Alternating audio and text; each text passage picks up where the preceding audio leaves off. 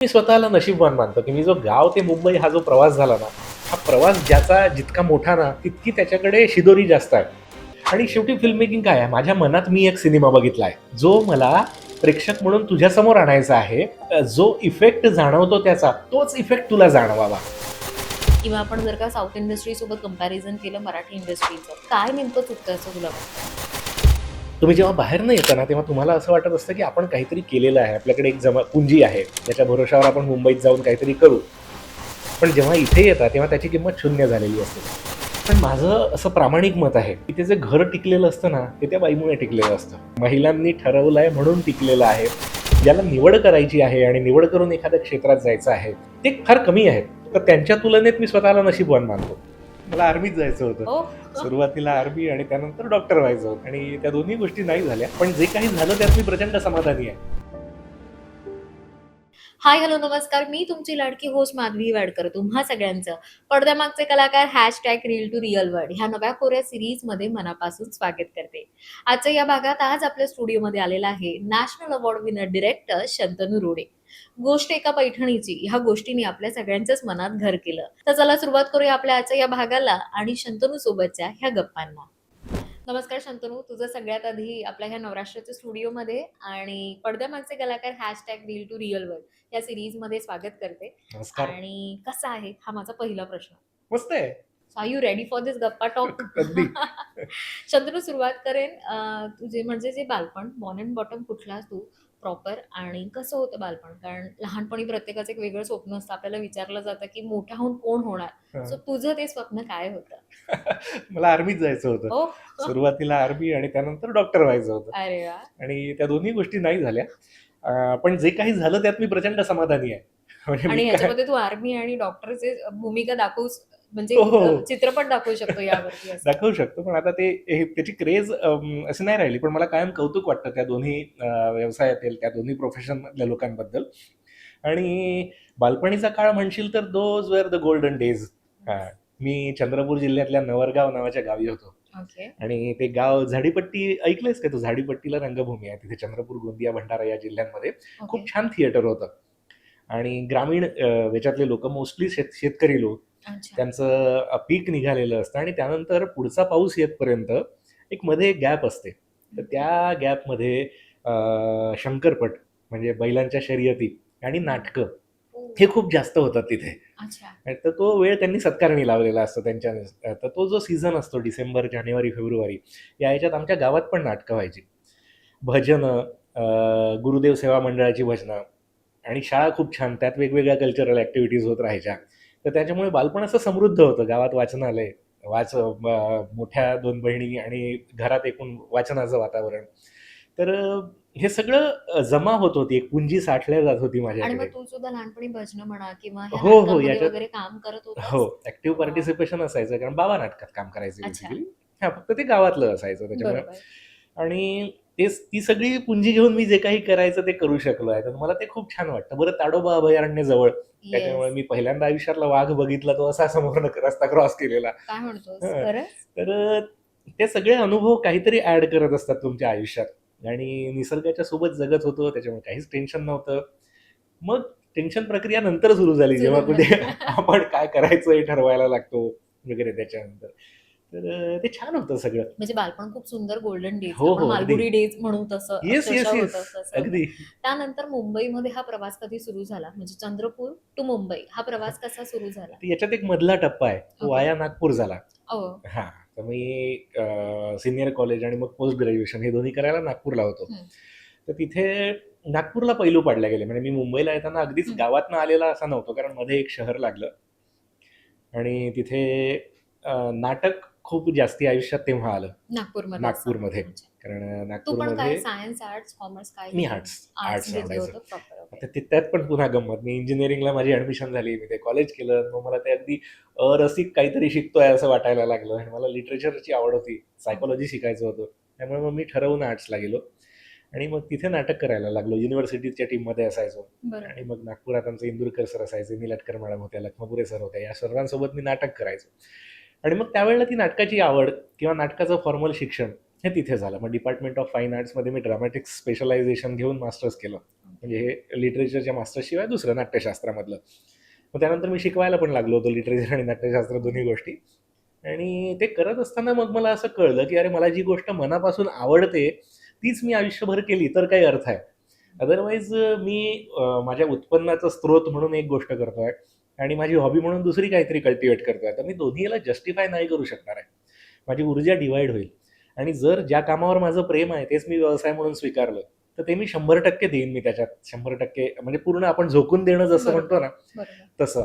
आणि मग मी नोकरीला लागल्यानंतर हे डिसिजन घेतलं की नाही बाबा मला या क्षेत्रात करिअर यायचं. करण्यापेक्षा मला जे आवडतं तेच मी करतो. आणि then I shifted to Mumbai. मग म्हणजे जेव्हा तुला कळालं की तुला हे करिअर म्हणून आवडते किंवा हे तुला करिअर म्हणून निवडायचंय, सो मला असं वाटतं की आपण तो काळ आणि एक मिडल क्लास फॅमिली, हो सो ते फार कठीण असतं की आपण काहीतरी प्रवाहाच्या विरुद्ध जाऊन करतोय. आपल्या बरोबर. एक आपल्याकडे असतं की आपण ह्या पद्धतीने 9 to 5 जॉब करावा, महिन्याला इतका पगार आणावा. आणि एक मुलगा म्हणून जेव्हा हा डिसिजन तू घेतलास की तुला हे करिअर म्हणून निवडायचंय, तेव्हा सिच्युएशन कशी होती? ते कठीण होतं. म्हणजे तो निर्णय घ्यायला सुद्धा मला जवळजवळ 2 वर्षांचा काळ लागला. ओके. म्हणजे ते डोक्यात सुरू होतं. पण भीती नव्हती. विश्वास होता की या क्षेत्रात आपण काहीतरी करू शकतो. म्हणजे मला ते स्पेसिफाय नसतं करता आलं. तेव्हा जर मला विचारलं असतं की बाबा तू मुंबईला जाण्याचा निर्णय घेतोयस, काय करणार आहेस तिथे जाऊन? नाही, सगळं ब्लर होतं, अंधुक होतं. म्हणजे तिथे गेल्यावर काहीतरी करूच आपण. पण तो एक आत्मविश्वास असतो ना की कुछ तो कर लेंगे यार. अगदीच आपण इतके वाया नाही जाणार. तर त्याच्या भरोश्यावर आलो होतो इथे. आणि घरी जेव्हा सांगितलं तेव्हा बाबांचं पण असंच म्हणणं होतं की बाबा सिक्युअर्ड लाईफस्टाईल सोडून याच्यात अगदी करिअर म्हणून एंटर होण्यात काही अर्थ नाही. हॉबी म्हणून तुम्ही ते डेव्हलप करू शकता. सगळ्यांचंच ते. आणि ते योग्य पण आहे. म्हणजे ते मला इकडे आल्यानंतर मी जेव्हा अनुभवतो किंवा बघतो बाकीच्यांकडे तेव्हा ते पण जाणवतं की त्यांच्या अनुभवातनं त्यांनी ते सांगितलं होतं. पण मला तसं नव्हतं करायचं. मला एक एक नाही का स्वतःला आजमावून बघायचं असतं वयाच्या 25शीत. तर ते होतं ते की मला बरोबर. स्वतःला चॅलेंज करायचा होता. मला स्वतःला बरोबर. जाऊन बघायचं होतं. मला एक्सप्लोअर करायचं होतं जग. अ, अ, आत्मविश्वास होता. मला असं वाटत होतं की येस आपण करू शकतो हे. तर बरोबर. त्या सगळ्या ह्याच्यामध्ये ते डिसिजन घेतलं होतं आणि मजा आली. I don't regret. सो मागे वळून बघताना अजिबात रिग्रेट नाही, उलट खूप आनंद वाटतो नाही, ह्या सगळ्या खूप छान गोष्टींचा. वाटतं, आनंद वाटतं. ज्या टप्प्यावर पोहोचलोय त्याचं समाधान वाटतं. हां, काही गोष्टी आहेत, की ज्या चांगल्या जमल्या असत्या, मला यापेक्षा जास्त छान पद्धतीनं करू शकलो असतो किंवा त्या गोष्टी करायला मला जो वेळ लागला, तो त्यापेक्षा कमी वेळात त्या गोष्टी करू शकलो असतो मी. पण ठीक आहे, ती प्रोसेस होती. कारण हा कॉन्फिडन्स आता येतोय, की अरे आपण त्या गोष्टीसाठी 3 वर्ष उगाच दिली. त्याचं आपण 8 महिन्यात किंवा 1 वर्षात करू शकलो करू असतो. हे आता शकतो. मागे वळून बघताना जाणवतं. पण शांतनु, जेव्हा तू म्हणालास की आता आज तुझी ओळख एक डिरेक्टर म्हणून आहे, जेव्हा तू या क्षेत्रात आला तेव्हा कधी विचार केला होता का की आपण ऍक्टर म्हणा किंवा कलाकार म्हणून या क्षेत्राकडे वळतोय आणि नंतर डिरेक्टर असं झालंय, असं काही? हो, असं होतं.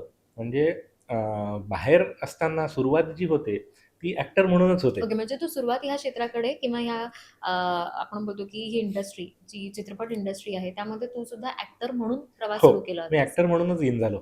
कारण बाकीच्या क्षेत्रांबद्दल माहितीच नव्हती. मी बरोबर. याचं फॉर्मल शिक्षण घेऊन सिनेमा क्षेत्रात आलो नाही. त्याच्यामुळे मला अभिनेता माहिती होता. त्याचबरोबर मी काही नाटकं लिहित होतो, नाटक हे करताना. एकांकिका लिहिल्या होत्या किंवा अगदी 3 अंकी नाटक पण मी लिहिलेलं आहे स्वतःचं. त्यामुळे मला हे माहिती होतं की मी लिहू शकतो. ओके. तर या 2 गोष्टींवर मी सर्व्हाईव्ह होणार हे पण माहिती होतं. मी जेव्हा ॲक्चुअल काम करायला सुरुवात केली ना, त्यामुळे त्यावेळेला मला वेगवेगळ्या क्षेत्रांची माहिती झाली, की अच्छा हे पण फील्ड असतं, हे पण फील्ड असतं. म्हणजे याच्यामध्ये लोकांचे करिअर केलेले आहेत आणि इंटरेस्टिंग फील्ड्स आहेत. पण त्याच्यासाठीचं टेक्निकल नॉलेज नाही आहे माझ्याकडे. आणि मला आतनं अशी उर्मी यायची, की मला यापेक्षा जास्त काहीतरी करायचं आहे. म्हणजे मी सीरियल करायचो. मी मंथन नावाची सीरियल केली, या वळणावर नावाची सीरियल केली. त्याच्यानंतर काही एपिसोडिक्स केले, ती सी-आय-डी सारखे जसे असतात तसे. तर हे करत असताना मला कायम अतृप्त वाटत राहायचं. मला यापेक्षा जास्त काहीतरी करायचं आहे किंवा मला माझे विषय पोहोचवायचे आहेत. मग मी मित्रांसोबत त्यांच्या शॉर्ट फिल्म्स बनवताना त्याच्यात इन असायचो. आमचा एक छान बरोबर. ग्रुप जमला होता. ओके. आणि ते करत असताना जाणवायचं की अरे आपल्याला काहीतरी जास्त येतं यापेक्षा. मग का पुन्हा तोच तो स्वतःला आजमावून बघणं हा बरोबर. हे असतं. मग त्याच्यामध्ये मी एक शॉर्ट फिल्म केली स्वतःची, रावस तिचं नाव. हो. मग तो कॉन्फिडन्स आला, की अरे हे पण आपण करू शकतो. मग त्यात काही मित्रांच्या फिल्म्स होत होते, ज्यामध्ये को रायटर म्हणून मी इन झालो होतो. त्यामुळे ते फिल्म रायटिंगचं टेक्निक हे होतं. मग काही शिबिरं करत होतो, ज्याच्यामध्ये सिनेमा ॲप्रिसिएशन कोर्स झालं किंवा सिनेमा लेखनाचे वर्कशॉप्स झाले. त्यातनं आत्मविश्वास येत गेला. मग माझं स्वतःचं स्क्रिप्ट तयार झालं आणि मग मला असं वाटलं, की अरे आपण पण सिनेमा करून बघूया ना. हे बरोबर. मी स्वतःला चॅलेंज करत असतो दरवेळेला, की अरे करून बघूया ना, असं कसं नाही होणार? आणि मग त्या ह्याच्याने मग मी सिनेमा बनवण्याच्या प्रोसेसमध्ये आलो. ओके. पहिला जर का तुझा एक अभिनेता म्हणून किंवा एक ॲक्टिंग म्हणून जर असेल, तर तो फर्स्ट ब्रेक कुठला असेल आणि ॲज अ रायटर म्हणून सुद्धा? ऍक्टर म्हणून पहिल्यांदा आलो ती मंथन नावाची जी सिरियल म्हटलं त्याच्यात. त्यामध्ये हो. येस ओके आणि रायटर म्हणून मी पहिलं कमर्शियल काम जे केलं ते हनुमान नावाची अॅनिमेशन फिल्म आहे, त्याला मी डायलॉग्स रायटर म्हणून इन झालो. म्हणजे ओके मिलिंद उके सर तिथे होते टेक्निकल डिरेक्टर म्हणून, त्यांच्या ओळखीने तिथे झालो. हे पण असं मग ह्या दोन्ही करताना असं तुला वाटलं की नाही तुझा पगडा जास्ती डिरेक्टर म्हणा किंवा रायटर ह्या गोष्टींकडे जास्ती जातोय? हो. ओके. आणि मग फर्स्ट ब्रेक एक डिरेक्टर म्हणून तुझा कुठला होता? सुरुवात केली ती फिल्म जय जयकार. राईट. त्याआधी रायटर म्हणून फिल्म्स झाल्या होत्या, पण पहिली दिग्दर्शक म्हणून ती फिल्म. आणि त्याचा तो मोठा किस्सा आहे. म्हणजे जय जयकारने मला सगळी दुनियादारी शिकवली. ओके. जय जयकारचं स्क्रिप्ट छान तयार झालं होतं आणि मला मी जेव्हा निर्मात्यांकडे गेलो त्यांना ते स्क्रिप्ट ऐकवलं, तर मला एका प्रोडक्शन हाऊसनी होकार दिला की ही फिल्म आपण करूया, हिंदीत करूया, विषय छान आहे, पूर्ण बरोबर. भारतात पोहोचला पाहिजे असं म्हणून. आणि 2 वर्ष निघून गेले याच्यातच त्यांनी अच्छा. हो म्हटल्यानंतर. आणि मग 2 वर्षानंतर मला जाग आली की म्हटलं हो ऍक्च्युली कॉन्क्रीट काहीच घडत नाही आहे. तुम्ही हो म्हणता, मी ऑफिसला येऊन बसतो, इथे चहा नाश्ता होतो आपला, मी घरी जातो. आणि मग त्यावेळेला त्यांनी सांगितलं की नाही, आम्हाला असं वाटतं की नाही करू शकणार आहे आम्ही आता 2 2 वर्षानंतर हे वर्षांनी. उत्तर आलं. आणि मग मी ठरवलं की बाबा आता मराठीमध्ये होतं का ते बघूया ना, पण त्यातल्या त्यात जरा कमी बजेट. कारण तिकडे पूर्ण टेक्निशियन्स फायनल झाले होते, एका मोठ्या अभिनेत्यासोबत बोलणं सुरू होतं. मराठीमध्ये एका निर्मात्याने सांगितलं की हो हा चित्रपट आपण करूया आता. 8 महिने झाले त्यांच्याकडनं पैसा काही येईना. तोपर्यंत मीनवाईल मी सगळ्या अभिनेत्यांशी आणि यांच्याशी बोलून ठेवलं होतं. आणि मग मला पुन्हा 2 वर्ष वाया घालवायचे नव्हते, त्यामुळे मला मग घाई झाली. मग 8व्या महिन्यात माझा पेशन्स संपला. मग मी त्यांना विचारलं, सर काय? ते म्हणाले की नाही. मग पुन्हा बाकीच्या निर्मात्यांना भेटायला लागलो. मग तीच प्रोसेस पुन्हा निर्मात्यांकडे जाणे, त्यांना गोष्ट ऐकवणे, त्यांना कन्व्हिन्स करणे की हा एक छान उत्तम चित्रपट होऊ शकतो, आपण करू शकतो. आणि त्याच्यात एका निर्मात्याला मी प्रपोजल दिलं होतं की बाबा तू अर्धे पैसे दे मला, मी अर्धे पैसे स्वतः उभे करतो. आणि त्या दिवशी एक विचार मनात आला. मी माझ्या भावाला कॉल केला आणि मित्र, भाऊ गौरव आणि मित्र चंदू त्यांना, की म्हटलं अरे अर्धे पैसे मी उभे करेन असा कॉन्फिडन्स मला आहे. मी 75% पण उभं करू शकतो. आपण फक्त कमी बजेटमध्ये सिनेमा करूया हा. आणि त्या दोघांनी पण हो म्हटलं. हा चल लेट्स डू इट. आणि आम्ही जय जयकार हा माझा पहिला डेब्यू चित्रपट, त्याचा लेखक, दिग्दर्शक आणि निर्माता हे तिन्ही मी होतो. मी आणि चंद्रशेखर नन्नावरे माझा मित्र. आणि त्याच्यामध्ये that was like real film मेकिंगचा कोर्स. कारण त्याच्यामध्ये मी संहिता कशी लिहावी, म्हणजे स्क्रिप्ट कशी लिहावी, आणि त्यानंतर सगळी दुनियादारी करून ते प्रोजेक्ट उभं कसं करायचं, त्याला शेवटच्या किनाऱ्यापर्यंत, दुसऱ्या किनाऱ्यापर्यंत घेऊन कसं जायचं, म्हणजे ॲज अ प्रॉडक्ट सिनेमा तयार होणं. आणि मग तयार झालेल्या सिनेमाचं काय करायचं, त्याला रिलीज कसा करायचा, त्याच्यासाठीची ती जी सगळी मेहनत असते ती सगळं करून तो सिनेमा थिएटरला रिलीज केला होता 2014 मध्ये. ही जी प्रोसेस होती ना, याच्यामध्ये मला सगळी क्लॅरिटी आली. याच्यामध्ये मी ॲक्च्युअल फिल्म मेकिंग शिकलो, याच्यामध्ये मी दुनियादारी शिकलो, याच्यामध्ये मला माणसांची ओळख पटली, याच्यामध्ये माझा विश्वास अजून वाढला, स्वतःवरचा आणि मित्रांवरचा पण, की तुम्ही जेव्हा अत्यंत कठीण परिस्थितीत असताना तेव्हा तुम्हाला मदत मिळते. माझा त्या विश्वास असण्यावरचा विश्वास वाढला, की हो भाई खरोखर मिरॅकल्स होतात, हे होतात. आणि ती प्रोसेस इतकी एनरिचिंग होती की त्यानंतर मग मी अजून चांगलं करायचं ठरवलं, की बॉस ठीक आहे, आपण आता हे करू शकतो, अजून छान छान काहीतरी करूया. पण जसं आपण म्हणतो की आपण सुरुवात केली तू जय जयकार, तर आता जय जयकार मूवी सुद्धा खूप सुंदर आहे. पण ह्याने काय चित्रपटाने तुला कुठल्या गोष्टी खरं तर शिकवल्या? जर त्या 3 कोणत्या गोष्टी असतील तर त्या कोणत्या असतील? एकतर स्वतःवर विश्वास ठेवून तुम्ही कामाला सुरुवात करा, तुम्ही ते पूर्ण करू शकता. बरोबर. दुसरी गोष्ट की मेहनत करा, यश मिळतं, काही अगदीच वाया जात नाही. भले तुम्हाला 100 मार्कांची अपेक्षा असतील, तेवढे नाही मिळणार मार्क्स, तुम्हाला 70 मिळतील, पण ते अगदी शून्यावर नाही राहणार तुम्ही, पण गरजेचं काय, सुरुवात करणं. बरोबर. तिसरी गोष्ट मी जी सांगितली ना, अनपेक्षित मदत मिळते, ती कुठून तरी मिळते. आणि माझा कायम प्रयत्न असतो की बाबा तुम्ही चांगलं काहीतरी द्या तुमच्या प्रोजेक्टमधनं, असं नाही की फक्त टाइमपास काहीतरी करत आहे. त्याचं ते समाधान जे मिळतं ना, ते खूप महत्त्वाचं असतं, ते तुमच्या जगण्याला अर्थ देतं. आणि त्या समाधानासाठी सगळी गोष्ट करा. म्हणजे प्रत्येक गोष्टीला तुम्हाला किती पैसे मिळत आहेत किंवा याचं पुढे काय होणार आहे, तर असा विचार न करता प्रोसेस खूप महत्त्वाची आहे. तुम्ही ती प्रोसेस जर एन्जॉय करायला शिकलात ना, तर आयुष्याचं सोनं झालं. कुठपर्यंत घेऊन जाईल ती फिल्म तुम्हाला वगैरे वगैरे काय माहिती. माझे ते 3 वर्ष खूप छान गेलेत. I enjoyed it. ती प्रोसेस जी होती ना, ती मजेदार होती. तर तुम्ही प्रोसेस जर एन्जॉय करायला शिकलात, तर तुम्हाला छान काहीतरी सापडतं. तर मी ना त्या दिवसाकडे येते की तो दिवस ज्याने आज तुला ओळख दिली, म्हणजे की the national award winner director Shantanu Rode, गोष्ट एका पैठणीची, ह्या चित्रपटासाठी कधी हे मॅनिफेस्ट केलं होतं का? म्हणजे आज आपण सगळे म्हणतो की आपण मॅनिफेस्ट करा आणि ते मिळतं.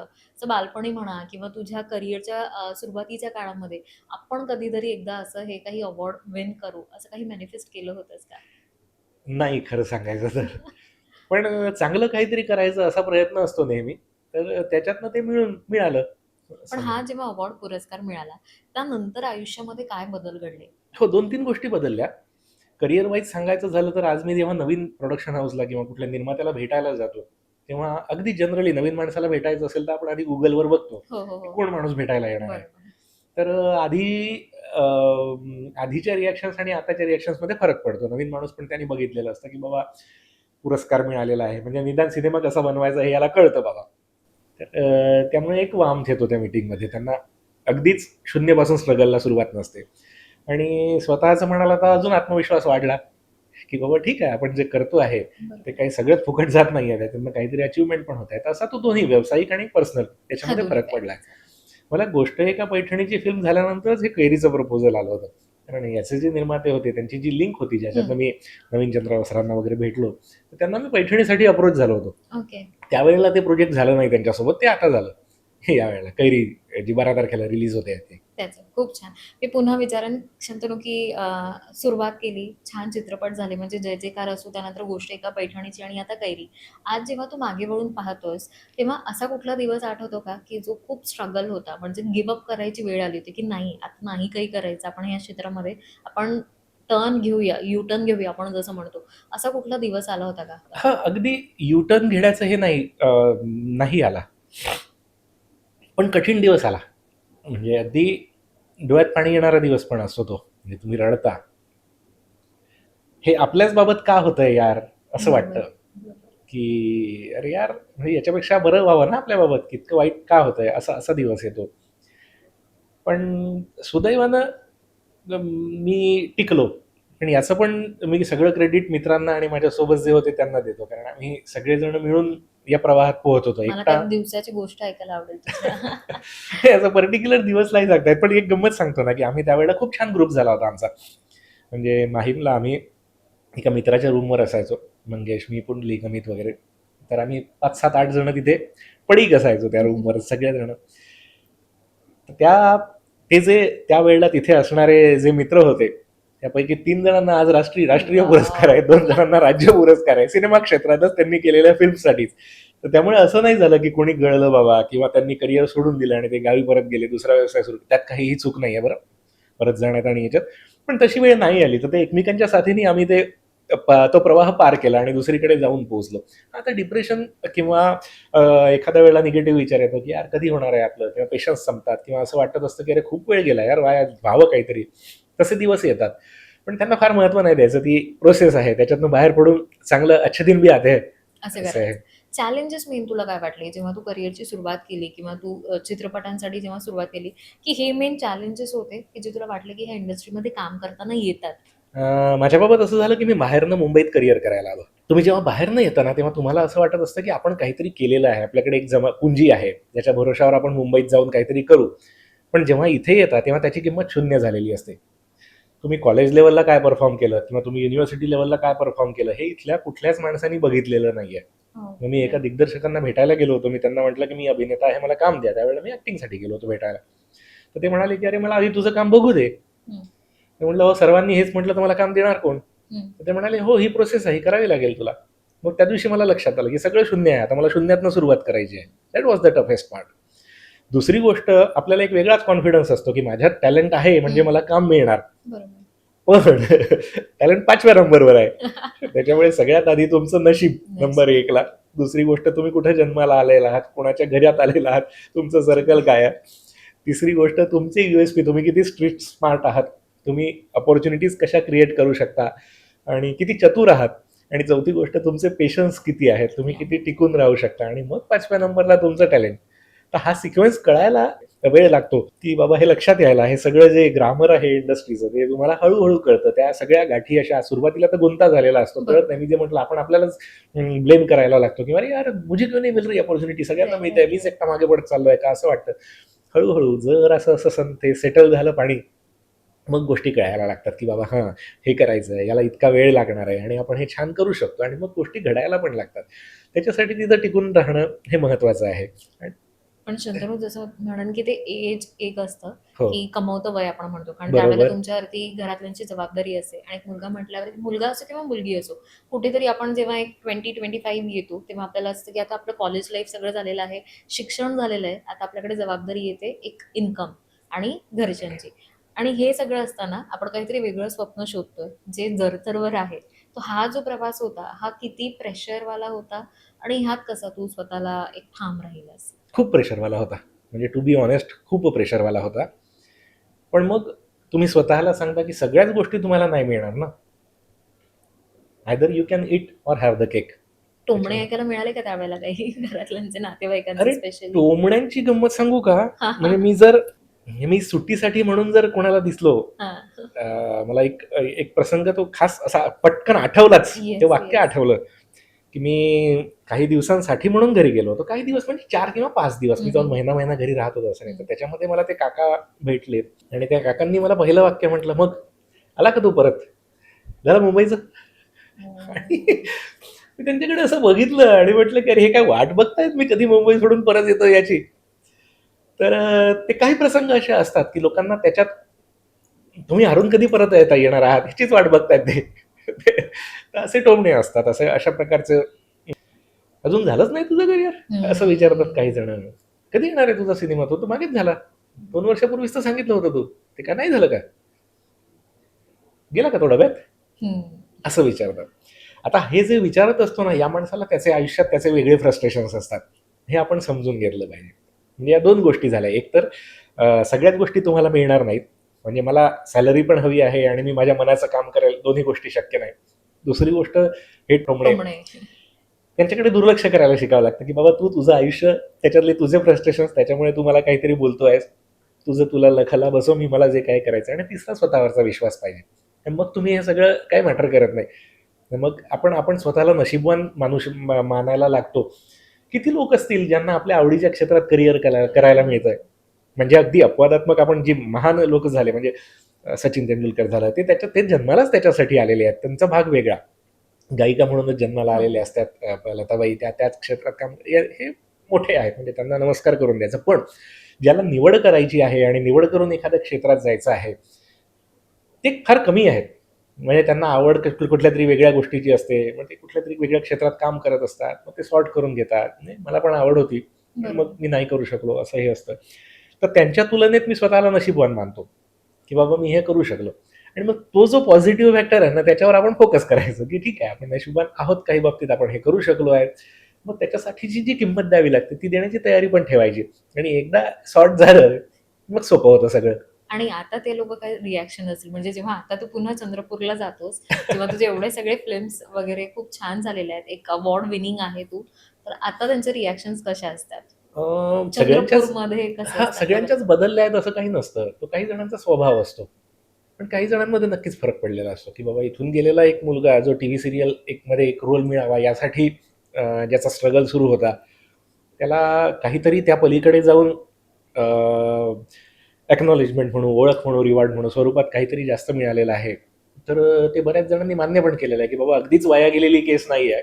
थोडंफार काहीतरी थोडीफार अचीव्हमेंट पण आहे. आहे. हं. शंतर, मी थोडंसं पुन्हा इतिहासात जाईल. तू असं शांत, सॉफ्ट बोलणंच आहेस. पण लहानपणीचा पण शंतनू आणि कॉलेजचा शंतनू असाच होता का, की मस्तीखोर होता? नाही, अभ्यासू तर नव्हतो. मला अभ्यास करायला आवडायचं नाही. पण सेन्सिटिव्ह खूप जास्ती होतो. मी डे ड्रीमिंग करत राहायचो. दिवसभर माझ्याच विश्वात खूप जास्त असायचो. ओह! इनफॅक्ट त्याचा मला फायदा होतो कथा लिहिताना. हां, हां, कारण मी हां. एकदा त्या पात्रात जर शिरलो आणि त्या पात्राच्या अनुषंगाने तसा विचार करायला लागलो ना, तर मला खूप छान सीन्स सापडतात. त्याच्यामुळे तर तसं होतं. खूप जास्त बोल्ड, खूप जास्त ॲक्टिव्ह होतो ऑफकोर्स. अवांतर वाचन करायला आवडायचं, खेळायला आवडायचं. मित्र छान होते, भरपूर होते आणि त्याच्यामुळे ते असायचे, जे अजूनही टिकून आहेत सगळे. हे महत्त्वाचं, की अगदी शाळेतले, गावातले वाह! मित्रांपासून मग कॉलेजमधले, नागपुरातले, मुंबईतले. आणि माणसं खूप छान छान मिळालीत मला नेहमी प्रत्येक टप्प्यावर. म्हणजे ब्लेस्ड विथ द माणसं जी तुला करेक्ट, आयुष्यात मिळाली, करेक्ट. ती खूप हो. सगळी छान मिळाली. त्याच्यामुळे मी टिकलो. तू जसं म्हणाला डे ड्रीमर, सो जशी गोष्ट एका पैठणीची आणि आता कैरी सुद्धा, तर ह्या ज्या गोष्टी आहेत किंवा तुझे आतापर्यंतचे जे मूव्हीज किंवा काही सिरियल्स असो, ह्यांचे हे जे लिखाण असतं किंवा स्क्रिप्टिंग असते, ती कशा पद्धतीने करतो? आणि ह्या सुद्धा काही अनुभवातून आलेल्या गोष्टी आहेत की हो. काही काय त्या मला ऐकायला आवडतील. जय जयकार तृतीयपंथी अनुभवती फिरते. हो.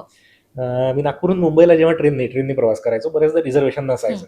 तर त्या ट्रेनमध्ये ते तृतीयपंथी येतात भीक मागायला बरोबर. हो. आणि ते लिटरली वसुली करतात. ते हो, ते हो, तितके हो. पैसे हे करतात. त्यांच्याशी संवाद व्हायचा आणि त्याच्यातनं जय जयकारची संहिता तयार झालेली आहे. ओके. की मी त्यांच्यापैकी काही जणांना विचारलं होतं की तुम्ही काम का नाही करत? हात हं. ठीक आहेत, पाय ठीक आहेत, अक्कल ठीक आहे. हं, तुम्ही हं. अतिशय सहज म्हणजे अगदी रिसेप्शनिस्ट म्हणून पण काम करू शकता का? किंवा काही कुठल्याही स्वरूपाचं. तर त्यांनी असं सांगितलं होतं की इसमें ज्यादा पैसा है. तर ते उत्तर आणि ते प्रश्न सगळं ते डोक्यात हे होऊन तिथून तो जय जयकार फिल्म तयार झाली. गोष्ट एका पैठणीची बाबत पण तसंच होतं. आमच्या एक वहिनी होत्या, त्या फॉल बिडिंगला साडी देऊन आल्या आणि मग त्यांनी असं म्हटलं बोलता बोलता की यार तिने नेसून नको बघायला माझी साडी. आणि त्या एका वाक्याने अख्खं गोष्ट एका पैठणीची तयार झालेली आहे ती फिल्म. तर ती कथा तशी तिथून सुचते. कैरीच्या बाबत असं झालं की ही आमच्या निर्मात्यांची गोष्ट आहे, नवीन चंद्रा सर जी आहेत त्यांची गोष्ट. त्याच्यामुळे त्याचं ओरिजिन मला नाही सांगता येणार. पण त्याला जेव्हा आपण डेव्हलप करायला जेव्हा सुरुवात केली पटकथा संवादवर काम करताना, तेव्हा असे अनेक प्रसंग आहेत की जे मला स्टोरी फुलवताना कामात पडतात. गोष्ट एका पैठणीची मध्ये ती एक लेडी कंडक्टर दाखवली आहे जी आपल्या बाळाला घेऊन प्रवास हो, हो, करते आहे हो. आणि ती त्या इंद्रायणीला सांगते की जर तुला अडचण येत असेल तर तुलाच इनिशिएटिव्ह घेऊन त्याचा सामना करावा लागेल, आम्ही सगळेजण तुझ्या मदतीला कायम येणार नाही. ती कंडक्टर मला भेटली आहे एका प्रवासात एसटी मध्ये, की ती तिच्या बाळाला आणि सासू असं दोघी जणी तिच्यासोबत होत्या. तर हे जे पात्र असतात ना किंवा अशोक चंदाचे पात्र, हे सगळे आपल्या आसपास असतात आणि मला सगळा कच्चा माल अनुभवातून मिळतो. त्या दृष्टीने मी स्वतःला नशीबवान मानतो की मी जो गाव ते मुंबई हा जो प्रवास झाला ना, हा प्रवास ज्याचा जितका मोठा ना तितकी त्याच्याकडे शिदोरी जास्त आहे. कारण तो प्रत्येक वेगवेगळ्या अनुभवातनं गेलेला आहे, वेगवेगळ्या स्तरातल्या लोकांना भेटलेला आहे. त्याची ॲनालिसिस करण्याची पद्धत वेगळी आहे. त्याच्यामुळे बरेच मी आता चांगले दिग्दर्शक आणि हे जे बघतो लेखक, ते बरेच जण असा प्रवास करून आलेले आहेत. छोट्या गावातनं निघाले, मग कुठलं तरी एक मध्यम शहर, त्यानंतर बरोबर. मुंबईत येऊन पोहोचलेले आहेत. आणि तो जो सगळा प्रवास आहे ना, तो त्यांच्या लिखाणात, तो त्यांच्या निर्मिती प्रक्रियेत रिफ्लेक्ट होतो आणि म्हणून मग छान छान गोष्टी मिळतात आपल्याला, छान छान फिल्म्स मिळतात. तू जय जयकार म्हणाला त्यानंतर गोष्ट एका पैठणीची. खरं तर गोष्ट एका पैठणीची पण एक लेडी कॅरेक्टर आहे. म्हणजे कुठेतरी महिलांवरती हा विषय, तिचं आयुष्य, तिचं जग आणि ते तिचं स्वप्न. कैरी सुद्धा कुठेतरी पुन्हा तसंच आहे, की एका कैरीची, एका मुलीची छान स्वप्न बघणाऱ्या मुलीची कुठेतरी फिमेल कॅरेक्टर हम्म. आपण म्हणतो. तुझ्या आयुष्यात असं कुठलं फिमेल कॅरेक्टर आहे, की जे तू पाहिलंय, ज्याचा प्रवास तू पाहिलाय आणि ते फार इन्स्पायरिंग आहे तुझ्या स्वतःसाठी? एखाद 2 ऐकायला आवडतील मला त्यातले. अगदी सुरुवात केली ना, हां. माझी आई आणि माझ्या 2 मोठ्या बहिणी ओ. यांच्यामुळे मी खूप जास्त इम्प्रेस्ड आहे. द वे त्या सगळ्या गोष्टी करतात. अगदी अगदी छोटीशी गोष्ट असते ग तुमच्याकडे. माझ्या गावातल्या घरी असं फार क्वचित झालं की आम्ही फक्त घरचेच 7-8 जण जेवायला आहोत. कुणीतरी जेवायला असायचं, हे असायचं. ते साधे पाहुणे जर अनअनाउन्स्ड, पूर्वसूचना हो, न हो, देता हो. हो. आलेत ना, तरी ज्या पद्धतीने त्यांचं स्वागत होतं ना, ते खूप छान असतं. आणि हे अगदीच बेसिक उदाहरण हे करतोय मी. आणि तेव्हा ती जी गृहिणी त्यांचं स्वागत करते ना, त्यावेळेला ती अन्नपूर्णा असते, त्यावेळेला ती लक्ष्मी असते, असे तिचे ते सगळे रूप असतात वेगवेगळे. तीच कधी कधी दुर्गा होते, तीच कधी कधी तिचे ते वेगवेगळे पैलू असतात आणि ते सर्वांमध्ये आहेत. त्यातले किती बाहेर येतात हे त्या तिच्या प्रवासात तिचा प्रवास ठरवतो की त्यातले कुठले कुठले.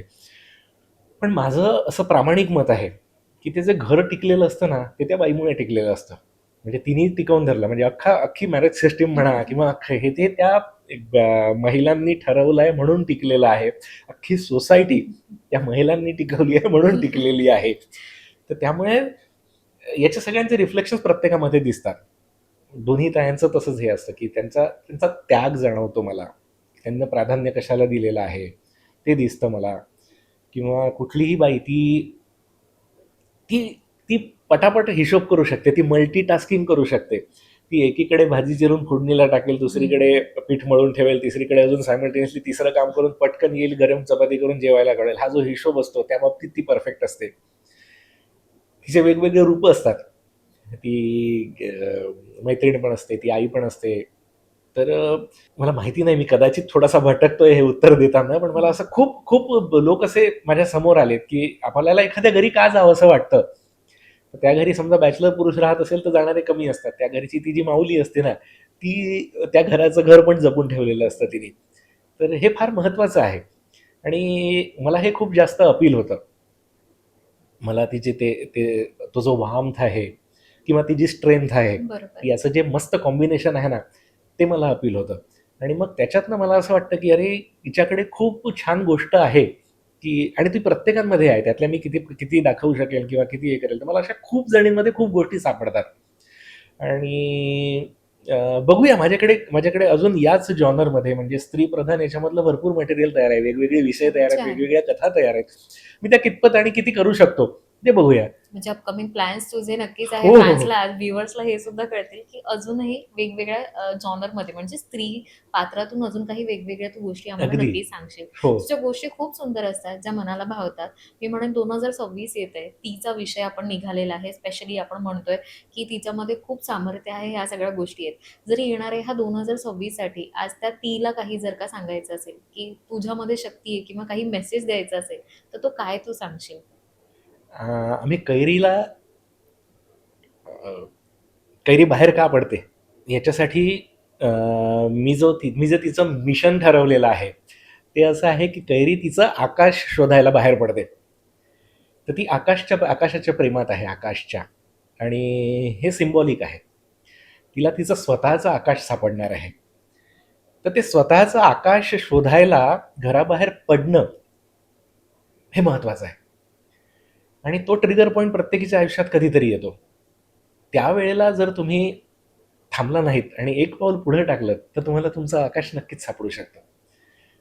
तर मला असं म्हणजे मी अ, मार्गदर्शन किंवा सांगण्या इतपत मोठा नाही आहे, पण मला असं वाटतं की ते ते पाऊल टाकावं पुढे. स्वतःचा अवकाश, स्वतःचा आकाश शोधावं आणि छान छान पुढे जावं. म्हणजे 2026 मध्ये सगळ्यांनी ते पाऊल टाकावं आणि हो, हो. स्वतःचं आकाश गाठावं असं अगदी. मी आणि म्हणेन. प्रत्येकाचं आकाश वेगवेगळं आहे बरं. म्हणजे त्यात येस. की बाबा माझं छोटं आहे, तुझं मोठं असं नाही. ते आपण ठरवलेलं असतं. आपल्याला काय हवंय ती बरोबर. क्लॅरिटी असते प्रत्येकाला. ती क्लॅरिटी येते आणि ती मिळवावी प्रत्येकाने. त्याच्यासाठी माझ्या शुभेच्छा आहेतच. शंतर मी पुन्हा वळेन तुझं जे नाव आता आहे डिरेक्टर म्हणून. आता आपली हा जो सीरीज आहे ते पडद्यामागचे कलाकार. सो जसं ना पडद्यावरती शंतनू रोडे डिरेक्टर हे सगळं नाव आहे. पण पडद्यामागचा हा जो प्रवास असतो तो कसा असतो एका डिरेक्टरचा? म्हणजे नेमकं काय काम असतं? किती प्रेशर असतं? किती गोष्टी असतात की जे तुम्ही सांभाळत असतात? मुळात दिग्दर्शक बनणं हे संसार करण्यासारखं आहे. की म्हणजे माझ्या बाबतीत तर मी लेखक दिग्दर्शक, त्याच्यामुळे ते कन्सेप्टपासून सुरुवात होतं. आपल्याला काय करायचं आहे याचा बरोबर. विचार करायचा. मग त्या सगळ्या गोष्टी घडवून आणायच्या. मग त्या प्रॉपरली लोकांपर्यंत पोहोचवायच्या. हा इतका मोठा टास्क आहे. आम्ही असं म्हणतो की फिल्मचं युनिट जे असतं ना, ते एखादं लग्न कार्य करावं तसं हे असतं. वेगवेगळे लोक आलेले असतात. अरे इकडे पाणी हवं आहे, अरे तिकडे राहण्याची सोय हवी आहे, अरे तिकडे गेस्ट लिस्ट झाली की नाही बरोबर, इन्व्हिटेशन्स गेल्या की नाही, त्यानंतर रुसवे फुगवे आणि त्यानंतर ते सगळं लग्न समारंभ नीट पार पाडा, विदाई झाली की नाही, असं असं सगळं इतक्या गोष्टी तुम्हाला हँडल करायच्या असतात. अगदी माझ्या याच्याबाबत म्हणजे सिनेमा दिग्दर्शकाबद्दल बोलायचं तर तुमचं स्क्रिप्ट कन्सेप्ट छान आहे की नाही, इंटरेस्टिंग, बरोबर. त्याचं छान स्क्रिप्ट तयार झालं आहे की नाही, म्हणजे पटकथा संवाद करून त्याला उत्तम निर्माता मिळाला आहे की नाही. मग त्याच्यानंतर त्याचं शूटिंग म्हणजे तो चिडियाघर असतं. त्यात वेगवेगळ्या प्रकारची माणसं एकत्र आलेली असतात. त्या सगळ्यांना सांभाळून तुम्हाला हवं तसं शूटिंग करून घेणं, वेळेवर येणाऱ्या सगळ्या लिमिटेशन्सवर मात करून, की कुठे काही अडचणी आलेल्या आहेत. एक हो. लोकेशन आम्ही बघितलं होतं, आम्हाला लक्षातच नाही आलं की त्या दिवशी तिथे आठवडी बाजार असतो हो. आणि मग अचानक गर्दी झालेली होती तिथे. तर या सगळ्यांवर मात करत करत तुम्हाला हवा तसा सिनेमा तयार करणं आणि मग तो पोहोचवणं नीट. तर ही खूप मोठी जबाबदारी असते जी त्या दिग्दर्शकाला असते. त्याच्याकडे मस्ती करायला किंवा आम्ही त्यावेळेला छान संध्याकाळी क्रिकेट खेळायचो किंवा आम्ही किती हे केलं हो, असं हो, हो. वगैरे इंटरव्ह्यूज जे असतात ना, तसं काही करायला वेळ नसतं. हे कुटुंबातलं बाबा होण्यासारखं आहे. माहितीये का, कुटुंबातले जे मुलं असतात ते मस्ती करू शकतात कारण बाबांनी सगळी रिस्पॉन्सिबिलिटी घेतलेली असते. कुणीतरी एक माणूस असतो जो सगळ्यांकडे लक्ष ठेवून असतो, तो सगळं बजेट मॅनेज करत असतो, तो सगळ्यांच्या आवडीनिवडी जोपासत असतो. त्याचा असा प्रयत्न असतो की बाकी कोणाला त्रास होऊ नये. मग ते शूटिंग पार पडतं चांगल्या पद्धतीने. जर त्यांनी त्याच्या कामात हे केली, जर तो जर फुल्ली कमिटेड नसेल, निर्माता आणि दिग्दर्शक, तर सगळं युनिट अफेक्ट होतं. मग तुमचं काम छान नाही निघत, मग तुमचे ऍक्टर्स डिस्टर्ब होतात. तर त्याच्यासाठी ते सगळं नीट सुरळीत पार पडावं म्हणून तो जो एक कोणीतरी रिस्पॉन्सिबल माणूस लागतो ना, तो बरोबर. दिग्दर्शक आणि निर्माता असतो. तर माझ्याबाबत ते तसं आहे की जेव्हा ते सगळं काम नीट घडून यावं असं मला वाटत असतं, तेव्हा माझं प्लॅनिंग आधीच नीट पक्का असलं पाहिजे ऑन पेपर.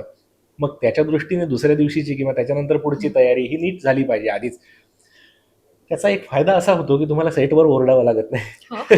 तुम्ही शांतपणे तुमचं शूटिंग पार पाडू शकता. तर मला असं विचारतात की का ओरडत नाही, म्हणून काही हां. गरज पडत नाही. दिग्दर्शक म्हणून ती सगळी सगळी तुमची तुमची जबाबदारी आहे ना ती. तर पडद्यामागे तुम्ही ते असता, तुम्ही जबाबदारीनं काम करत असता. दुसऱ्या शब्दात सांगायचं तर तुम्ही बैल असता. तुम्ही तेवढं काम करत असता की ज्याचं ओझं तुम्हाला वाटेल. पण तुम्ही तुमचं काम जितकं परफेक्ट ठेवाल ना, तितकं ते शूटिंग चांगलं होतं. आणि शेवटी फिल्म मेकिंग काय आहे, माझ्या मनात मी एक सिनेमा बघितला आहे, बरोबर. जो मला प्रेक्षक म्हणून तुझ्यासमोर आणायचा आहे. आणि माझी अशी इच्छा आहे की मला जो इफेक्ट जाणवतो त्याचा, तोच इफेक्ट तुला जाणवावा. राईट. म्हणजे याला आपण ते ट्वाईस डिराइव्ड फ्रॉम रियालिटी अशी एक कन्सेप्ट आहे क्रिटिसिझम मधली, की माझ्या डोक्यातली कथा तुझ्या डोक्यात त्याच डिझायर्ड इफेक्टने पोहोचवणं. आणि ही जर तशीच्या तशी पोहोचवली तर मी यशस्वी झालो.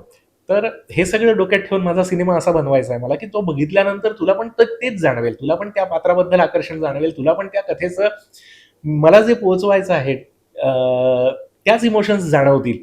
हे जर मी करू शकलो तर तर ती चांगली फिल्म, तर तो चांगला सिनेमा आणि तर तो चांगला दिग्दर्शक. बरोबर. त्याच्यासाठीचा सगळा अट्टाहास जेव्हा सुरू असतो ना, तेव्हा ती रिस्पॉन्सिबिलिटी तुमच्यावर असते. आणि मग सगळ्या गोष्टी ठरतात. मग ते कसं पोहोचवायचं, कुठल्या ऍक्टरनी काय परफॉर्म करायचं, आणि ही जी म्हणजे कास्टिंग पासून तर ते ह्या सगळ्या गोष्टींचं सगळ्याचं प्रेशर तुझ्याकडे असतं, म्हणजे एक डिरेक्टरकडे. कारण हो. सगळ्यांना सांभाळणं, लोकेशन, ऑन सेट, कुठली गोष्ट आहे की जी इरिटेट करते एक डिरेक्टर म्हणून, तुला असं वाटतं? तुम्हाला जर छान टीम मिळाली नाही ना, तर ते फार धोकादायक असतं.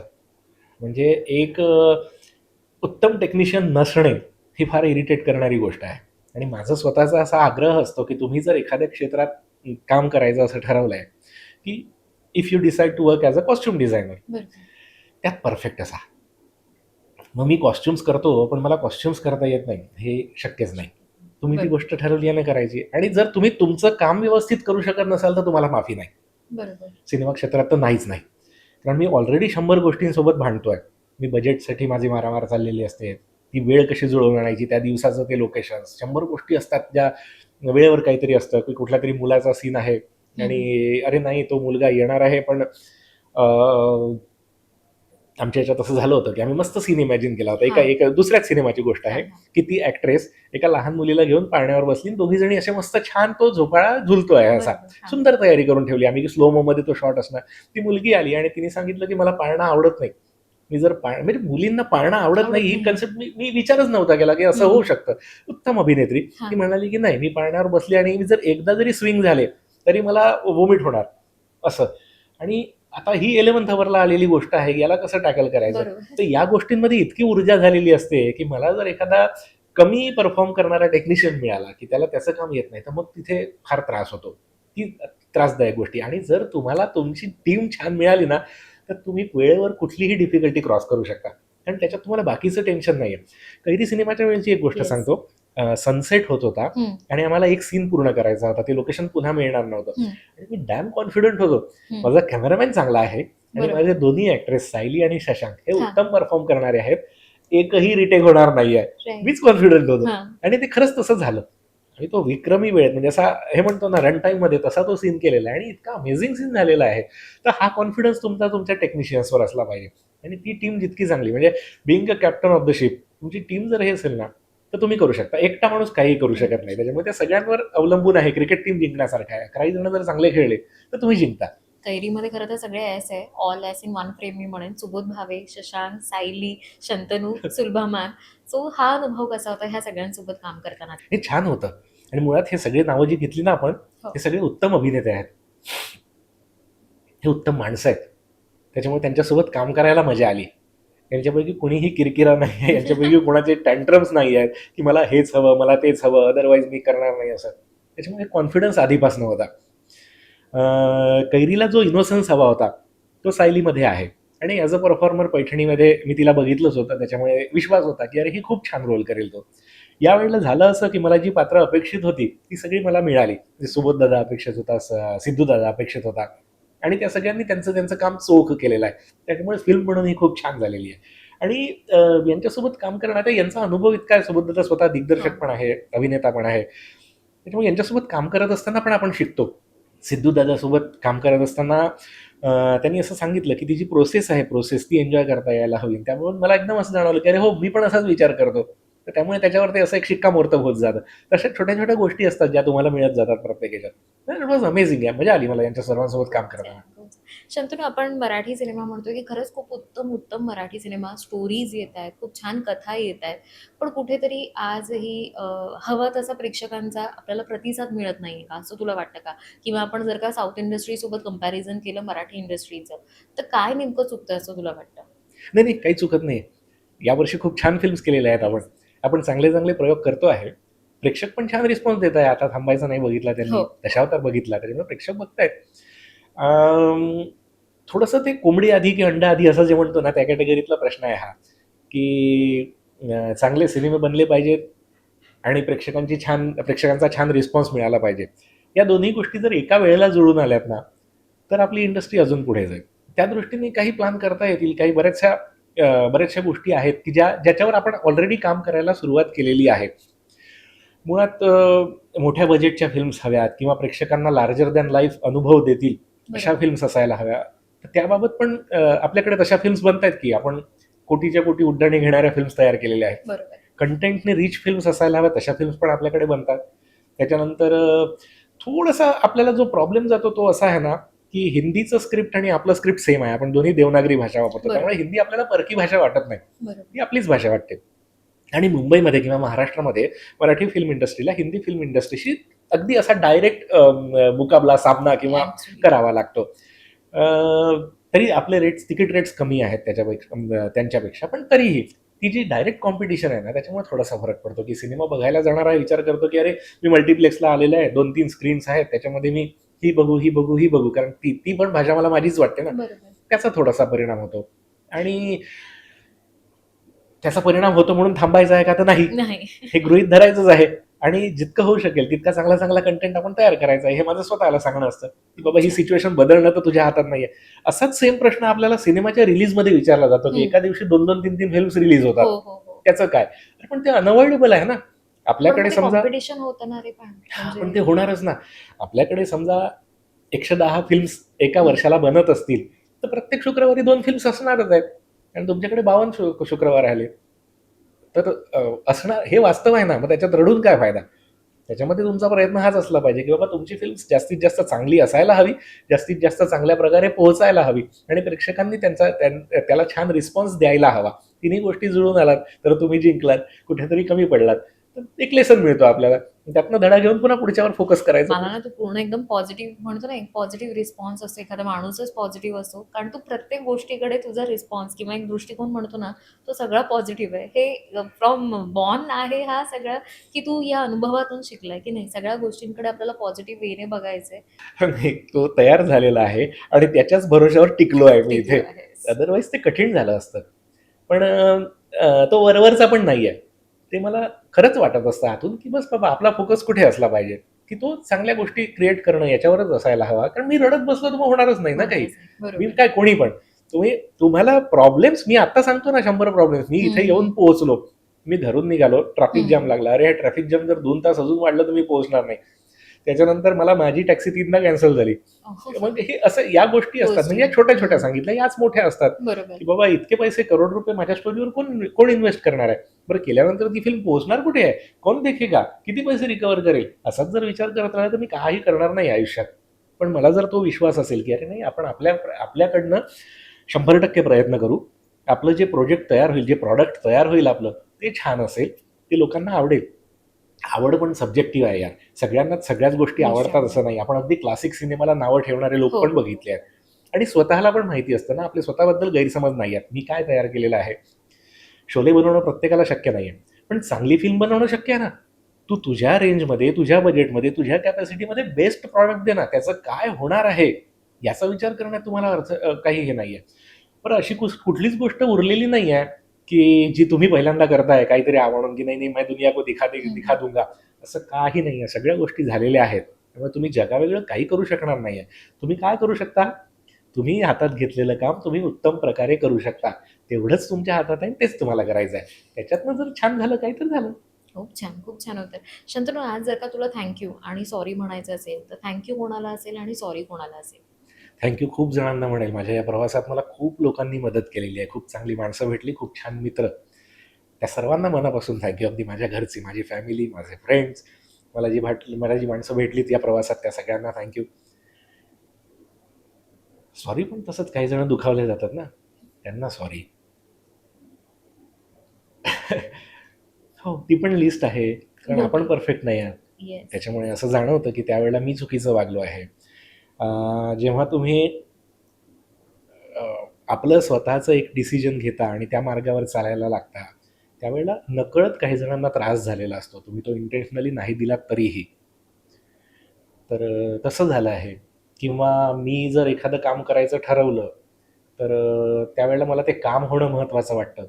मग त्याच्यामध्ये मला माझी प्रायोरिटी काम ही होऊन जाते. त्यावेळेला दुखावली जातात माणसं. त्यांना सॉरी.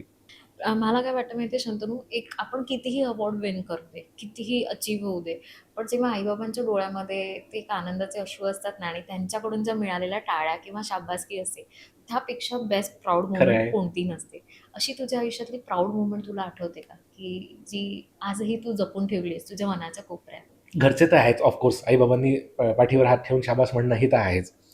मला एक एक जय जयकारच्या वेळेचा एक प्रसंग तो आठवतो, की मला एक रँडम हम्म. एक काका काकू भेटायला आले होते आणि त्यांनी असं सांगितलं होतं की आम्ही पैठणीच्या वेळेला भेटायला आले होते, पण त्यांच्या डोक्यात जय जयकार जय होता. जयकार. त्यांनी असं सांगितलं होतं की माझा तृतीयपंथीयांकडे बघण्याचा दृष्टिकोन बदलला आणि त्यांनी त्यांच्या लेवलवर तिथले ते जे तृतीयपंथी होते त्यांना मदत करण्याचं काम सुरू केलं होतं. मला एक विषय पोहोचवायचा होता, पण त्याचा परिणाम असा झाला असेल हे मला माहिती नव्हतं. आणि हे त्यावेळेला ज्यावेळेला त्यांनी सांगितलं मला, त्यावेळेला मला कळलं की अरे अगदीच वाया गेलं नाही आपली जी फिल्म होती ती. की त्यानंतर कुणाच्या तरी मनात हा विचार आला की बाबा अरे खरंच रे, यांच्यात बदल होऊ शकतो, यांची जी लाईफस्टाईल आहे त्याच्यामध्ये, आणि मी काहीतरी करू शकतो, असं म्हणून त्यांनी इनिशिएटिव्ह घेऊन ते केलं होतं. तर ते मला खूप छान वाटलं, की म्हटलं अरे हे चांगलं आहे. किंवा पैठणी झाल्यानंतर पण माणसांनी जमेल तितकं चांगलं वागायला हवं ना, जितकं शक्य आहे तितकं. म्हणजे मी म्हणतच नाही प्रत्येकाने की बाबा आपलं घरदार सोडून समाजासाठी काहीतरी करावं. आपल्या मर्यादेमध्ये हे असेल. तर हा मेसेज जेव्हा लोकांना आवडतो आणि त्याच्यावर मला कोणीतरी कमेंट करतं की अरे ते छान होतं बरं, ते आवडलं मला, फारच आवडलं ते. तर त्यावेळेला असं भरून पावल्यासारखं होतं की अरे हेच तर पोहोचवायचं होतं मला. तर असे काही काही क्षण आहेत की ज्यावेळेला ते पैठणी हा चित्रपट जेव्हा तुझ्या आईने किंवा बहिणीने पाहिला तेव्हा त्यांची रिॲक्शन कशी होती, किंवा तू कोणाला लाईफमध्ये पैठणी घेऊन दिलीस का नाही. स्पेशल अशी? नाही घेऊन दिली आहे. पण सगळ्यांच्या रिॲक्शन्स फार छान होत्या. मुळात एक एक गंमत सांगतो, हा. की माझ्या घरी असं खूप कौतुक करणं एखाद्या गोष्टीचं, की अरे वा वा किती छान, हा असं हा हे हा. करणं असं काही नाही आहे.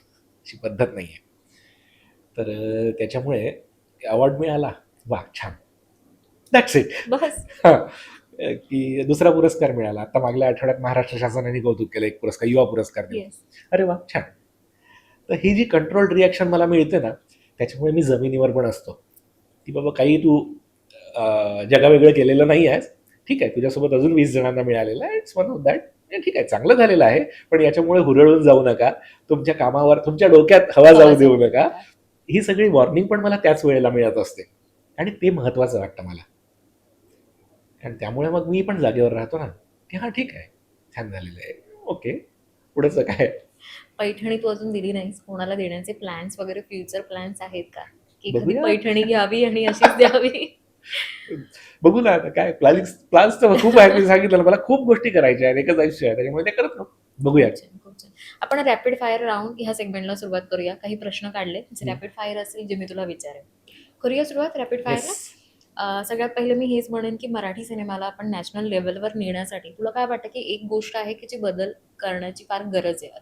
नाही सांगता येणार मला बदल करण्याची. छान ट्रॅकवर आहोत छान आहे आपण. जे आहे त्याच्यावर काही तेच. बदल घडायला नाही, नाही, हवे काही किंवा बदल असं नको. काही? जे आहे तेच करत राहूया. छान अजून इंटेन्सिटीने करूया. खूप छान. यंग डिरेक्टरसाठी एखादा काही गोल्डन रूल जर सांगायचा असेल तर तो कोणता असेल? टिकून राहा. छान होतं सगळं.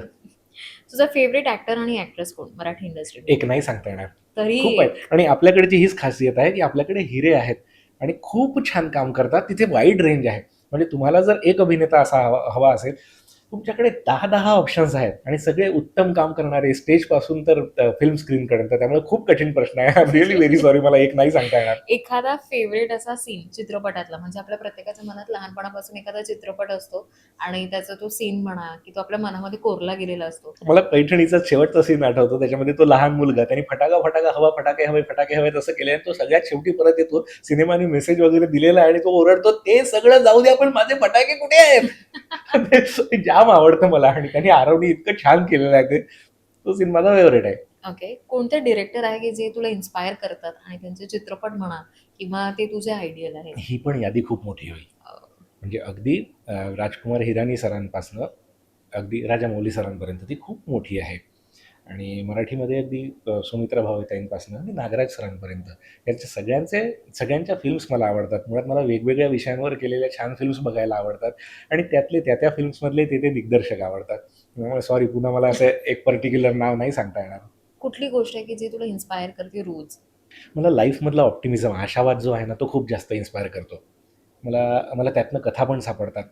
आणि मला मात करणारी जी माणसं असतात ना, कशावर तरी मात करून पुढे आणणे, म्हणजे तो स्ट्रगल छोटा असू शकतो प्रत्येकाचा, संघर्ष. की कोणीतरी जगण्यासाठी फिल्म सिटीला एक मावशी येतात.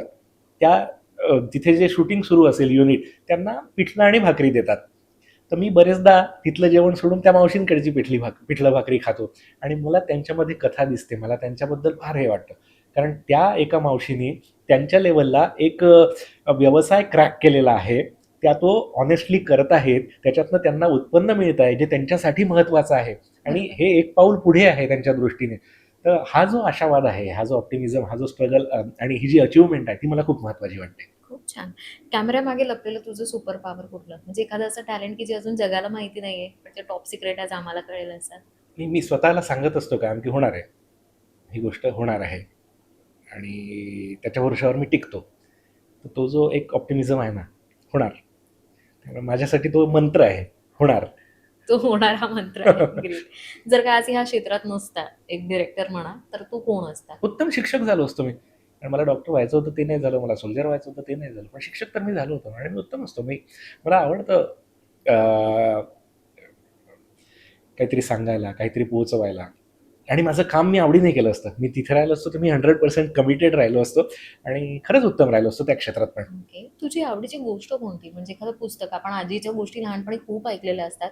प्रत्येकाची परीकथा म्हणा किंवा काही ना काही एक गोष्ट आवडीची असते. असं कथा म्हणून खूप खूप पुन्हा, अरे किती जनरलाइज प्रश्न झाला तो, मला एक नाही सांगता येणार. आता लेटेस्ट मी गवत्या पुन्हा वाचलं, ते वाचायला आवडतं मला. पुस्तक त्याचं एकूणच कादंबरी कथानक म्हणून. म्हणजे कादंबऱ्या वाचायला फार हो आवडतात हो की आपण आत्मचरित्र म्हणतो किंवा ह्यामधलं जॉनर पुस्तकांमध्ये तुझं नाही, मला फेवरेट? फिक्शन आवडतं. मला कादंबऱ्या जास्त वाचायला जास्ती आवडतात. आवडतात. हां. ओके. फूडी आहेस, ट्रॅव्हलर आहेस की मी टाइम कसा असतो तुझा? म्हणजे सपोज तुला काहीच काम नाही, तर तू कसा वेळ घालवतोस? मी छान घरी आराम करतो, स्वतः ओ. कुकिंग करतो. अरे वा. त्याच्यामुळे आणि माझे मित्र वगैरे मला म्हणतात की बरं करतो, त्याच्यामुळे ते आवडतं मला. स्वयंपाक करणं माझ्यासाठी मेडिटेशन आहे, कारण ओ. त्यावेळेला बाकी काही विचार नसतो. मी रात्री घरी केलं, मी शक्यतो दिवसातलं एक जेवण माझं बनवतो, म्हणजे बाकी बाहेर खाणं होतच असतं. आता इतके दिवस झाले बाहेर खात असल्यामुळे मला बाहेरचं जेवण आवडत नाही. आता मला त्या ग्रेव्हीजचा नॉशिया झालेला आहे. त्या ग्रेव्हीज कशा बनतात हे पण मला माहिती आहे, त्या आठवड्यातनं बरोबर. कितीदा बनतात हे पण मला माहिती आहे, कशा बनतात हे माहिती आहे, म्हणजे हाऊ टू कुक इट. त्याच्यामुळे एक जेवण मी बनवतो स्वतः. एक पॉईंट सांगतो याच्या Yes, याच्या yes. अनुषंगाने, की जो उत्तम जेवण बनवतो ना, म्हणजे उत्तम स्वयंपाक करतो असं म्हणतात ना, तो उत्तम सिनेमा करू शकतो. हा. तुमच्याकडे काय रॉ मटेरियल आहे हे तुम्हाला माहिती आहे. बरोबर. तुमच्याकडे कुठली साधनं आहेत ती कशा प्रकारे वापरायची हे तुम्हाला माहिती आहे. आणि याचं काय होणार आहे, डिझायर्ड इफेक्ट काय असणार आहे, ही चव कशी असणार आहे हे तुम्हाला माहिती आहे. एक्झॅक्टली हेच आपण सिनेमा बनवताना करत असतो, की माझ्याकडे काय गोष्टी आहेत आणि याची चव कशी असणार आहे हे मी इमॅजिन केलं आहे बरं. बरोबर. आणि ती जी इमॅजिन केलेली चव ती जर त्या पदार्थाला आली तर तुम्ही जिंकलात. वा, म्हणजे Same पदार्थ बनवताना सिनेमा. सिनेमा. सिनेमा बनवताना त्याची चव तुम्ही मनात ठरवलेली आहे, ती चव जर तुमच्या सिनेमाला आली तर तुम्ही जिंकलात. ओके. तुझा आवडता पदार्थ कुठला जो तू बनवतोस? माझा आवडता पदार्थ पुरणपोळी आहे, पण तो मला छान बनवता येत नाही. मग मला आईच्या हातची आईच्या बनवते? हातची आवडते ती. खूप छान. ट्रॅव्हल अनेकदा तुझं झालं असेल म्हणजे हो. सिनेमाच्या दृष्टीने वगैरे. असा एखादा किस्सा आहे का, की म्हणजे जसं तुझं ऑब्झर्वेशन मी आतापर्यंत पाहिलंय, की तू कुठे ना कुठे काही-काही माणसांमध्ये ऑब्झर्व्ह करत असतो. त्यातनं कथा शोधतो आणि त्या गोष्टींमध्ये उतरवतोस. तशी एखादी कुठला अनुभव तुला आठवतोय, की जो मनात कोरला गेलाय? हो. मी माझ्या बाईकने भरपूर फिरतो. हं. त्याच्यामुळे मला अगदी नागपूर, नाशिक, बडोदा असं जर जायचं असेल तर I prefer to ride my bike. Okay. त्याच्यामुळे एकदा बसने जात असताना झालं असं होतं, की मी खाली उतरलो आणि ती बस निघून गेली. त्या कंडक्टरला माहितीच नव्हतं, की मी गेलोय असं. ओके. तर बस गेली, सामान बसमध्ये. अरे बापरे! आणि मग मी चौकशी केली. तर ते म्हणाले, की "अहो ती बस आता पुढे-पुढे जाणार ना, तुम्ही कुठल्याही याच्याने जरी गेलात साधनाने तरी ती." आणि मागनं मला एक बाईकवाल्या मुलांची गँग भेटली. मी त्यांना हात केला आणि मी त्याला सांगितलं असं, की माझी बस हे झालेली आहे. आणि एक रायडरचं नाही का एक कनेक्शन असतं. हां, हां, तर हां. त्या माणसाला ते पटकन कळलं, की त्याला मी म्हटलं, की "अरे मी पण नेहमी जातो असा, पण आता असं झालेलं आहे, की यावेळेला पॉसिबल नव्हतं." तो म्हणाला, "बस." आणि त्यांनी छान वेगाने ती बाईक नेऊन मला ती बस लिटरली आम्ही ती पकडली ती बस. बरोबर. तर तो माणूस अनोळखी, कोणीतरी हात दाखवला म्हणून तो थांबला. त्यांनी मला बसवून घेतलं. त्यांनी त्यांचं ग्रामर जे काही त्यांची जी डिसिप्लिन होतं ते तोडून मला बरोबर. तिथपर्यंत पोहोचवलं. हे मला खास आठवतं, हायवेला नेहमी आठवतं. आणि मग मी पण पाळतो, की मला जशी कोणीतरी मदत केली होती ना, तशी रँडम हेल्प जर मी करू शकलो समोरच्याला, तर ती चेन पुढे चालत राहील. तो माझा प्रयत्न असतो. त्यामुळे मला तो प्रसंग कायम आठवतो. ओके. तुझ्या आयुष्यातला पहिला टप्पा तुला आठवतो का? म्हणजे जेव्हा शांतनू रोडे कोण आहे, हा जेव्हा लोकांना कळायला लागला आणि त्यावेळेला एखादी मूव्हमेंट की त्यांनी "अरे हां, हे ते शांतनू रोडे" असं म्हणून जी ओळख दाखवली असेल, तो किस्सा आठवतो का? हो, हो. आठवतो तो. मी मंथन नावाची सिरियल करत असताना मला बेस्टच्या बसमध्ये, सिटी बसमध्ये ओळखलं होतं एका माणसाने. आणि तो मला असा आग्रह करत होता. मी शिवडीला राहायचो तेव्हा, शिवडीहून दादरला येत ओके. होतो. आणि त्याने मला आग्रह केला, की "तू माझ्या घरी चल." तो मला घरी घेऊन गेला. त्याच्या आईनी, त्याच्या ताईनी, त्याच्या बायकोनी, त्या वहिनींनी, त्यांनी सर्वांनी मला ओळखलं आणि त्यांना कौतुक होतं, की हा टीव्हीवर दिसणारा माणूस इथे आलेला आहे माझ्याकडे. आणि मी काहीच नव्हतो. मी अगदी 7-8 दिवस टीव्हीवर दिसले असो, पण पण त्यांना जे काही छान अप्रूप वाटत होतं माझ्या असण्याचं, तर त्यावेळेला मला पण त्याचं अप्रूप वाटलं. आय ॲग्री, की मला पण ते असं वाटलं, की अरे मला कोणीतरी ओळखलं यार, ओके. या मुंबईत, एवढ्या मोठ्या मायानगरीमध्ये कोणीतरी मला ओळखलं, मला घरी घेऊन गेलं आणि हे दिलं. तर तो दिवस असा फीड झालेला आहे तो दिवस. आणि मग आता दिग्दर्शक म्हणून जे हे होतं,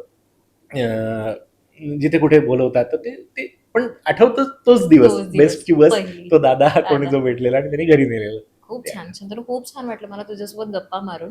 आपला एक सेगमेंट आहे ज्यामध्ये आपण कॉल सांगतो. सो हा स्पेशली कॉल ह्यासाठी असतो, की अनेकदा आपण आपल्या स्वतःशीच म्हणा किंवा खूप गोष्टी आपल्याला बोलायच्या असतात. आपला प्रवास सुरू असतो. आपण पुढे जातोय करियर वाईज म्हणा किंवा आयुष्यामध्ये सुद्धा.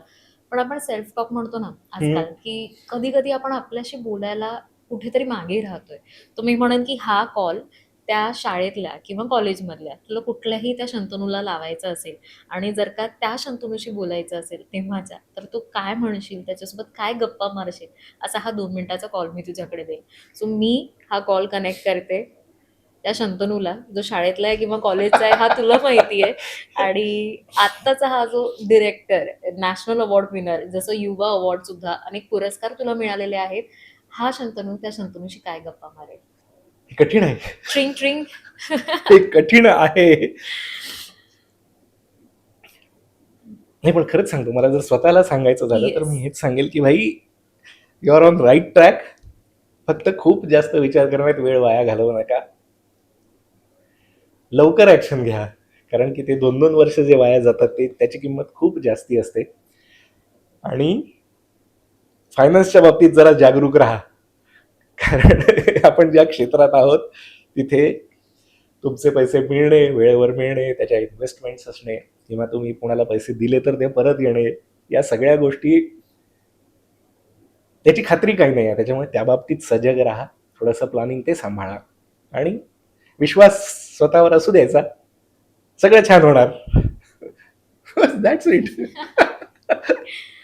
तू थोडंसं कनेक्ट झालास. हा, दिग्दर्शक म्हणून हां, म्हणजे जेव्हा ॲज अ डायरेक्टर म्हणून तू जसं म्हणाला, की फायनान्स आपल्याला खूप वेळेला भारी पडतो. जसं तू शंतनूला सांगत होता, सल्ला देत होता, की थोडंसं फायनान्शियली पण लक्ष दे, पैसे येणं वगैरे. सो हा अनुभव मला तुझ्याकडनं नाही, ऐकायला एक आवडेल. असं हे होतं, आपल्याला असं शिकवलेलं असतं किंवा आपण ज्या संस्कारांमध्ये वाढलो त्याच्यामध्ये आपल्याला असं सांगितलेलं असतं की तुमच्याकडे समजा क्षमता असेल तर पैसा येईल. हम्म.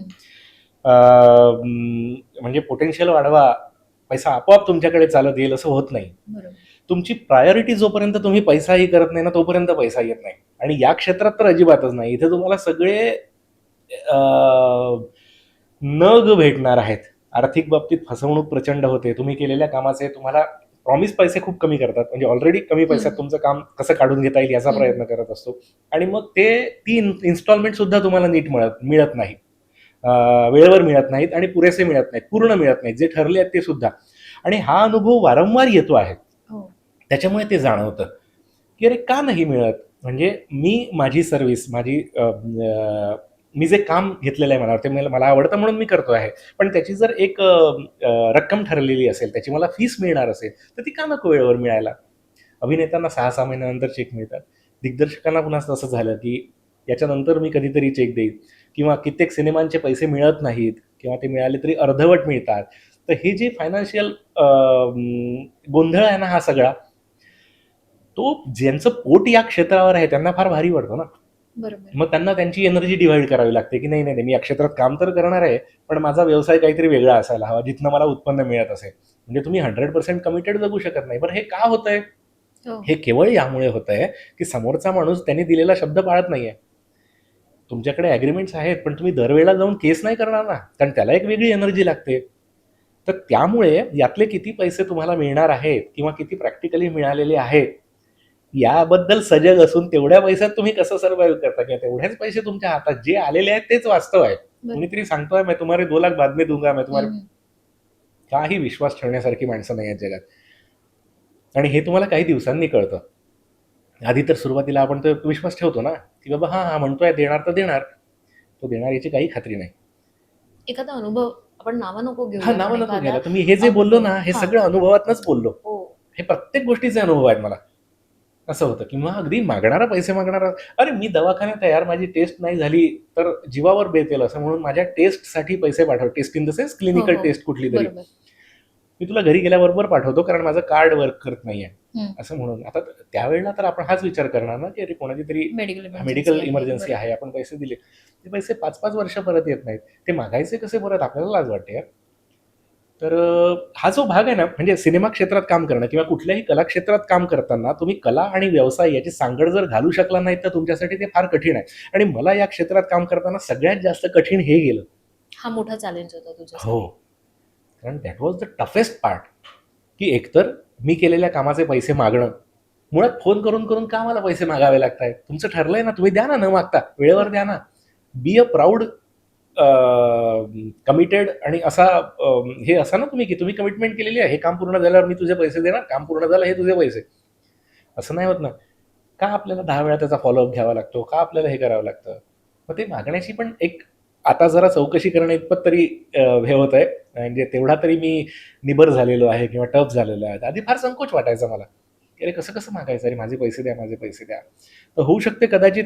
पण मी काही माणसांना असं बघितलं आहे की जे खूप हार्श वागतात की नाही नाही नाही पहिले पैसे द्या, नाही तर आम्ही येणार नाही. त्यावेळेला मला असं वाटायचं की अरे लोक असं कसं वागतात. किंवा मी या लोकेशनवर हा कार्यक्रम करायला आलेलो आहे, पैसे आत्ता माझ्या अकाउंटला टाका, मग मी पुढचं काम करेन, असं मी करताना बघितलेलं आहे. पण मग लक्षात येतं की अरे याच्या मागे असे काहीतरी घाव असतील, त्यांना असे काहीतरी धडे असतील जे त्यांनी शिकले, ज्याच्यातनं ते गेलेले आहेत आणि त्यामुळे तो माणूस तसा झालेला आहे. आणि मी आता त्याचा प्रत्यय घेतो आहे की मला ते आता जाणवत आहे की बाबा या बाबतीत तुम्ही नाही ठेवू शकत कोणावर विश्वास. त्याच्यामुळे तुम्ही तो व्यवहार सांभाळा आणि स्वतःला ते सांगा की बाबा व्यवहार सांभाळायला शिक. आणि ते जर शिकलात तर मग तुम्ही या व्यवसायात, जो कला क्षेत्राशी निगडित व्यवसायात टिकू शकाल. चाललेत माझे प्रयत्न अजून. I haven't mastered it eight. म्हणजे 2026 जर काही विजन असेल, म्हणजे जे चेंज करायचं असेल तर पहिले हेच असेल. हो हो हो, ते करावंच लागेल. खूप छान, खूप छान. शंतनू, पुन्हा एकदा थँक्यू म्हणेन नवभारत नवराष्ट्राकडून. तू इथे आलास वेळ काढून आणि खूप छान असं सुंदर आपला प्रवास तुझा मी ऐकला आणि छान गप्पा झाला त्याबद्दल. तुला ही मुलाखत कशी वाटली आणि जाता जाता तुझ्या फॅन्सला किंवा व्ह्युअर्सला काय सांगशील? मला पण खूप छान वाटलं. म्हणजे मला असं वाटत नाही इतक्या गप्पा बऱ्याच दिवसात अशा केलेल्या आहेत. तर तुम्ही सुद्धा मला ही संधी दिली तिथे येऊन मन मोकळं करण्याची, खरंच सांगतो. त्यासाठी तुमचं पण मनापासून आभार. आणि माझ्या रसिक प्रेक्षकांना जे हा इंटरव्ह्यू बघतायत त्यांना हेच सांगणं असेल की तुमच्या स्वतःवर विश्वास असू द्यात. तुम्ही जे पण आकाश निवडलंय त्याच्या शोधासाठी बाहेर पडा. त्यासाठी माझ्या शुभेच्छा आहेत तुम्हाला. आणि तुम्ही जे प्रेम आणि सहकार्य मला देत आहात ते असंच कायम माझ्यासोबत असू द्या. थँक्यू. तर मंडळी, आजचा हा भाग तुम्हाला कसा वाटला आणि शंतनू सोबतच्या या गप्पा तुम्हाला कशा वाटल्या हे आम्हाला कमेंट्स करून नक्की कळवा. अशाच नवनवीन भागांसोबत आणि मुलाखतींसोबत पुन्हा भेटत राहूया. तोपर्यंत आपल्या नवराष्ट्र ह्या YouTube चॅनलला लाईक, सबस्क्राईब आणि शेअर करायला विसरू नका. धन्यवाद.